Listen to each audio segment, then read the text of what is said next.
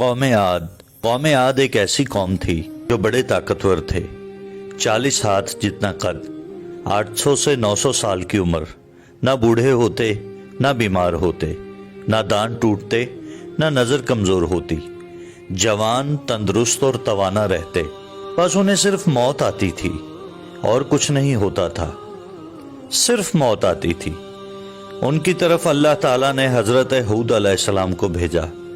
انہوں نے ایک اللہ کی دعوت دی، اللہ کی پکڑ سے ڈرایا، مگر وہ بولے، اے ہود، ہمارے خداؤں نے تیری عقل خراب کر دی ہے، جا کے اپنے نفل پڑھ، ہمیں نہ ڈرا، ہمیں نہ ٹوک، تیرے کہنے پر کیا ہم اپنے باپ دادا کا چلن چھوڑ دیں؟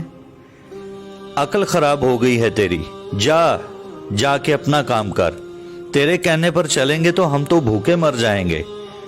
انہوں نے شرک، ظلم اور گناہوں کے طوفان سے اللہ کو للکارا، تکبر اور غرور میں بدمست بولے۔ ترجمہ: اب قوم عاد نے تو بے وجہ زمین میں سرکشی شروع کر دی اور کہنے لگے، ہم سے زور آور کون ہے؟ کیا انہیں یہ نظر نہیں آیا کہ جس نے اسے پیدا کیا وہ ان سے بہت ہی زیادہ طاقتور ہے؟ وہ آخر تک ہماری آیتوں کا انکار ہی کرتے رہے۔ کوئی ہے ہم سے زیادہ طاقتور تو لاؤ، ہمیں کس سے ڈراتے ہو؟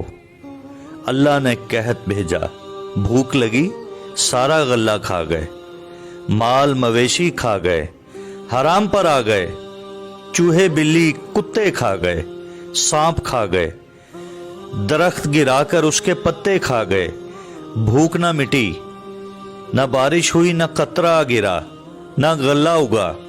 پھر تنگ آ کر اپنا ایک وفد بیت اللہ بھیجا۔ ان کا دستور تھا جب مصیبت آتی تو اوپر والے کو پکار اٹھتے، جب دور ہو جاتی تو اپنے بتوں کو پوجنے لگتے۔ بیت اللہ وفد گیا اور کہا، ہمارے لیے اللہ سے دعا کرو کہ بارش برسائے۔ اللہ نے 3 بادل پیش کیے، کالا، سفید، سرخ۔ اللہ نے فرمایا، ان میں سے ایک کا انتخاب کرو۔ انہوں نے آپس میں مشورہ کیا کہ سرخ میں تو ہوا ہوتی ہے، سفید خالی ہوتا ہے، کالے میں پانی ہوتا ہے، کالا مانگو۔ اللہ تعالیٰ نے کہا، واپس پہنچو، بادل بھیجتا ہوں۔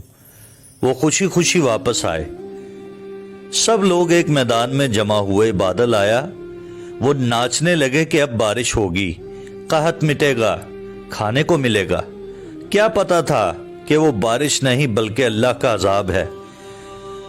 جو تم ہود سے کہتے تھے کہ لے آ، جس سے ہم کو ڈراتا ہے، اس بادل میں ایسی تند و تیز ہوا تھی کہ جس نے ان کو اٹھا مارا، ان کے گھر اکھاڑ دیے اور لوگ تنکوں کی طرح اڑ رہے تھے۔ ہوا ان کے سروں کو ٹکراتی تھی، اتنی زور سے ٹکراتی تھی کہ ان کے بھیجے نکل کر منہ پر لٹک گئے تھے۔ بعض لوگ بھاگ کر غار میں گھس گئے کہ یہاں تو ہوا نہیں آ سکتی، مگر میرے رب کا حکم ہو کر رہتا ہے۔ ہوا غار میں بگولے کی طرح داخل ہوتی اور ان کو باہر اٹھا کر پھینک دیتی۔ اللہ نے فرمایا، کیا کوئی باقی بچا ہے؟ اللہ تعالیٰ نے ان کو ہلاک کر کے دکھایا کہ جب تم اللہ کی اور اس کے رسول کی نافرمانی کرتے ہو، اللہ تم پر ایسی جگہ سے عذاب بھیجے گا جہاں سے تم گمان بھی نہیں کر سکتے۔ جو گناہ قوم عاد نے کیا وہ ہم نہیں کر رہے؟ کیا ہم اللہ کی حدوں کو پار نہیں کر گئے؟ کیا ہم نے اللہ کو اپنی نافرمانی سے نہیں للکارا ہوا؟ آئیے توبہ کریں، اللہ سے ڈریں اور قرآن پر عمل کریں۔ جن گناہوں کو ہم معمولی سمجھتے ہیں، اللہ نے ان گناہوں پر پوری قومیں زمین بوس کر دی ہیں۔ اللہ تعالی ہمیں توبہ کرنے کی توفیق عطا فرمائے اور اپنے رستے کا مسافر بنائے۔ آمین۔